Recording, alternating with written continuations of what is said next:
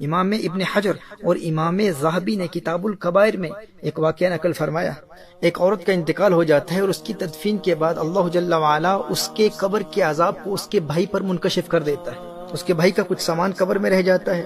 تدفین کے بعد جب وہ گھر جاتا ہے اور اپنا سامان تلاش کرتا ہے تو پھر اسے یاد آتی ہے کہ بہن کی تدفین کے وقت اس کا وہ سامان قبر میں گر گیا تھا۔ جب واپس قبرستان جاتا ہے، قبر کھودتا ہے تو دیکھتا ہے کہ اس کی بہن کی قبر آگ کے شعلوں سے بھری ہوئی ہے۔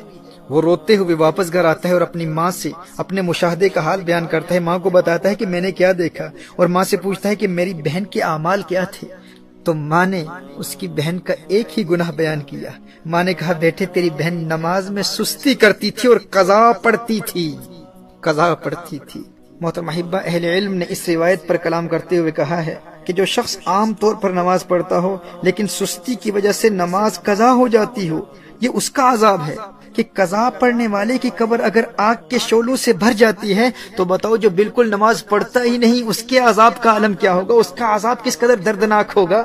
میرے دوستو، جو ایک نماز بھی بغیر عذر شرعی کے قضا کرتا ہے اس کا جرم زانی سے بڑا ہے، قتل کرنے والے سے بڑا ہے، چوری سے بڑا ہے، ڈکیتی سے بڑا ہے، رشوت سے بڑا ہے۔ جو نماز میں سستی کرتا ہے، اپنے وقت پر ادا نہیں کرتا، قرآن کریم کی اس آیہ مبارکہ کی روشنی میں یلقون غیا، جو نماز میں سستی کرتا ہے، نماز اپنے وقت پر ادا نہیں کرتا، اسے جہنم کی گہری وادی جس کا نام غی ہے اس میں عذاب دیا جائے گا۔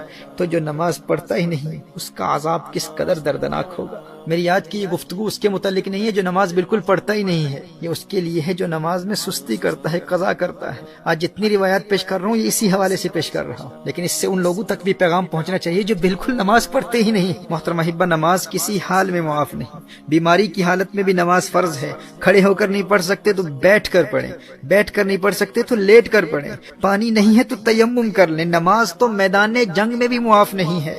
محترم احبہ، نماز چھوڑنا تو بہت بڑی بات ہے، تارک الصلاۃ ہونا تو کجا۔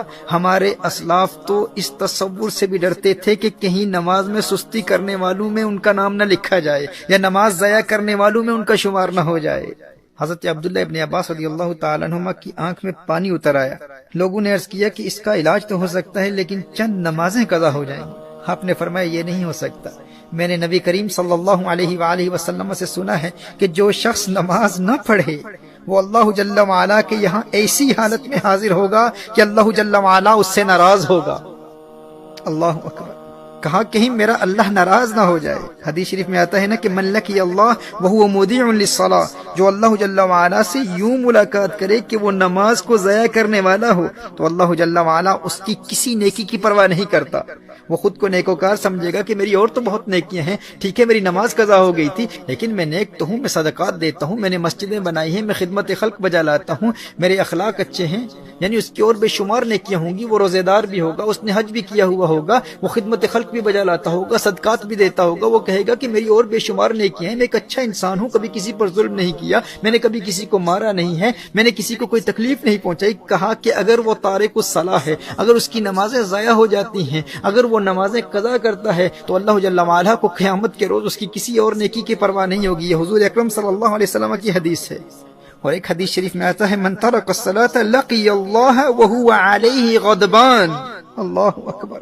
کہا کہ جس نے نماز ترک کی قیامت کے روز وہ اللہ جل وعلا سے اس حال میں ملے گا کہ اللہ اس سے ناراض ہوگا اور اس سے اللہ کے غضب کا سامنا کرنا پڑے گا۔ محترم احبہ، نبی کریم صلی اللہ علیہ وآلہ وسلم نے ارشاد فرمایا کہ قیامت کے روز بندے سے سب سے پہلے اس کی نماز کے متعلق سوال ہوگا، اس سے پوچھا جائے گا نماز پڑھتا تھا کہ نہیں۔ اور ایک روایت میں ہے کہ وہ قیامت کے دن اس طرح آئے گا کہ اس کے چہرے پر 3 سطروں میں لکھا ہوگا۔ پہلی سطر میں لکھا ہوگا اے اللہ کے حق کو ضائع کرنے والے، اور دوسری سطر میں لکھا ہوگا اے اللہ کے غضب کے ساتھ مخصوص، اور تیسری سطر میں لکھا ہوگا کہ جس طرح تو نے دنیا میں اللہ کے حق کو ضائع کیا اسی طرح آج تو اللہ کی رحمت سے مایوس ہوگا، آج تو اللہ کی رحمت سے مایوس ہوگا۔ میں حضرت ابن عباس رضی اللہ تعالیٰ عنہما کے حوالے سے عرض کر رہا تھا کہ آنکھ میں پانی اتر آیا اور لوگوں نے عرض کیا کہ اس کا علاج یہ ہے کہ چند دنوں کی نمازیں قضا ہو جائیں گی۔ فرمایا یہ نہیں ہو سکتا، کیونکہ میں نے نبی کریم صلی اللہ علیہ وسلم سے سنا ہے کہ جو شخص نماز نہ پڑھے وہ اللہ جل وعلا کے یہاں ایسی حالت میں حاضر ہوگا کہ اللہ اس سے ناراض ہوگا۔ محترم احبہ، اگرچہ ان کے اس عذر کی وجہ سے نماز چھوڑنا ان کے لیے جائز تھا، وہ اس عذر کی وجہ سے ہرگز تارک الصلاۃ نہ ہوتے، لیکن انہیں اس بات کا خوف تھا کہ کہیں نماز ضائع کرنے والوں میں میرا شمار نہ ہو جائے۔ اور ایک روایت میں تو آیا ہے کہ انہیں کہا گیا کہ آپ کی نمازیں قضا نہیں ہوں گی، بس 5 دن زمین کے بجائے بلند لکڑی پر سجدہ کرنا ہوگا، یعنی زمین پر سجدہ نہیں کر پائیں گے، سجدہ کریں گے لیکن بلند لکڑی پر سجدہ کرنا ہوگا۔ تو حضرت عبداللہ ابن عباس رضی اللہ تعالیٰ عنہما نے ارشاد فرمایا، 1 رکعت بھی اس طرح ادا نہیں کروں گا۔ میرے دوست، جسے سجدے کی لذت مل جائے وہ کہتا ہے کہ بھائی بینائی جاتی ہے تو جاتی رہے، لیکن ایک سجدے کی لذت سے جو روشنی اور بینائی دل کی آنکھ کو ملتی ہے، اس کا مقابلہ و موازنہ ماتھے کی آنکھ کی روشنی سے کہاں کیا جا سکتا ہے۔ وہ ایک سجدہ جسے تو گراں سمجھتا ہے، 1000 سجدوں سے دیتا ہے آدمی کو نجات۔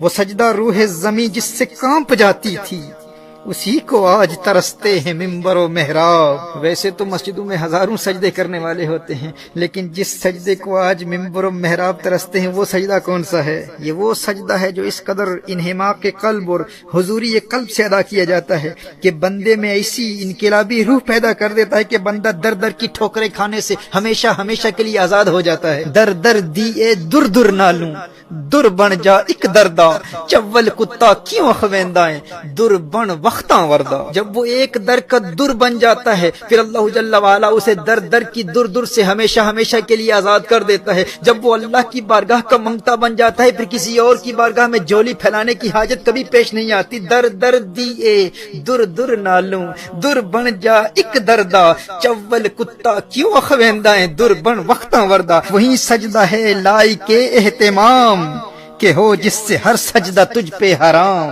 وہی سجدہ ہے لائق اہتمام کہ ہو جس سے ہر سجدہ تجھ پہ حرام۔